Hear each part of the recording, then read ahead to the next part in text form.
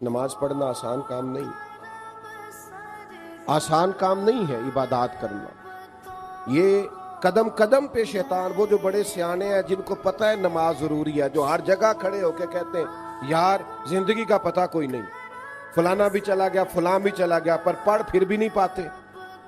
یہ آسان کام ہوتا تو سارے مسلمان نمازی ہوتے۔ اللہ کہتا ہے وَاسْتَعِینُوا بِالصَّبْرِ وَالصَّلَاةِ، اے ایمان والو صبر اور نماز سے مدد مانگو، وَإِنَّهَا لَكَبِیرَةٌ، یہ دونوں کام ہے مشکل، صبر بھی مشکل ہے، نماز پڑھنا بھی، إِلَّا عَلَى الْخَاشِعِينَ، مگر جو اللہ سے ڈرتے ہیں ان پر کوئی مشکل نہیں، ان کے لیے نماز پڑھنا بھی آسان ہے، صبر کرنا بھی آسان۔ مشقت ہے۔ مجھے بہت سارے دوست کہتے ہیں میں 4 نمازیں پڑھتا ہوں تو فجر میں آنکھ نہیں کھلتی، تو میں کہتا ہوں فجر والی نماز ہی تو مزیدار ہے، جب ذرا بستر چھوڑنا پڑتا ہے، جب ذرا نیند سے اٹھنا پڑتا ہے، جب محسوس ہوتا ہے کہ یہ نہ کاروبار کے لیے اٹھا ہے، نہ فلائٹ کے لیے اٹھا ہے، نہ دوستوں کے لیے اٹھا ہے، نہ بس پکڑنے اٹھا ہے،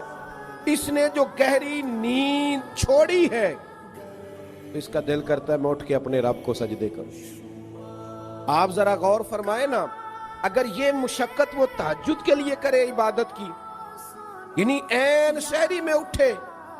اور حضور فرماتے ہیں اگر جوان اٹھے، نوجوان اٹھے، چڑھتی جوانی ہے، جذبات ہے، نیند بھی گہری آتی ہے،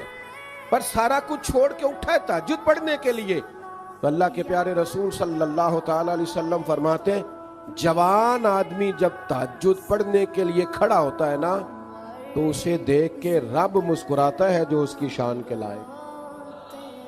اللہ مسکراتا ہے جو اس کی شان کے لائق ہے، جو اس کی عظمت کے لائق ہے،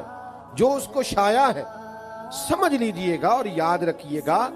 پہلے علم کے رستے کی مشقت، اس کے بعد عمل کے رستے کی مشقت، عبادات کے لیے جد و جہد، تھوڑی سی کوشش کرنا، تھوڑی ہمت کرنا،